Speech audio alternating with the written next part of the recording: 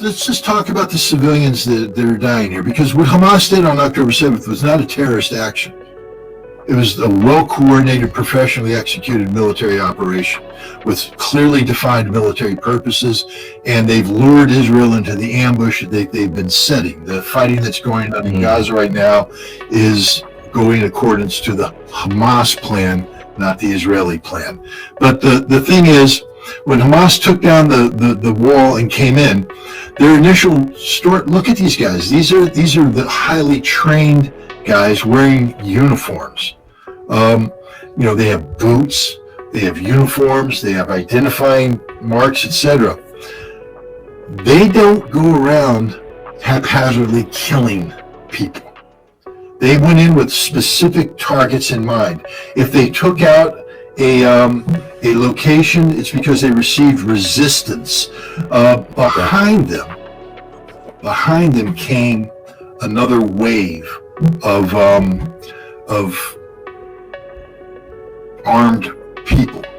Some of these were because Gaza. It's not just Hamas in Gaza. There's also the Palestinian Islamic Jihad. They're also well disciplined, organized, a little bit more crazy, but they're there. But then you have a whole bunch of offshoots. You have the territory. It's like gangs. You have these gangs of people from the neighborhood. I come from the corner of 5th and 3. We're the 5th and 3rd Lions of Israel. Hey, the Lions of Israel. No training, just guys with. Israel has the same thing with the gangs among settlers. Yeah, and so these guys looked at the hole in the wall, and they came in. These are the people who did looting. These are the people who did murder, because they did come in and they killed innocent Israeli civilians. I say innocent. They killed Israeli civilians. You ain't innocent if you live in a kibbutz. I'm just telling you right now. Apparently, they just shot into the kibbutzes with tanks and killed civilians and Hamas all together. They couldn't get in a firefight with them. Yeah. And that's corroborated by witnesses. 2 women said there were about 20 hostages and 8 Hamas fighters. The Israelis just fired tank ammo in there.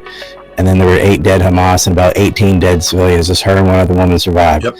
So a lot of these civilian deaths, it wasn't Hamas doing it. It was in Hamas's interest to maximize the number of hostages, because in the past they were able to exchange hostages for far more prisoners.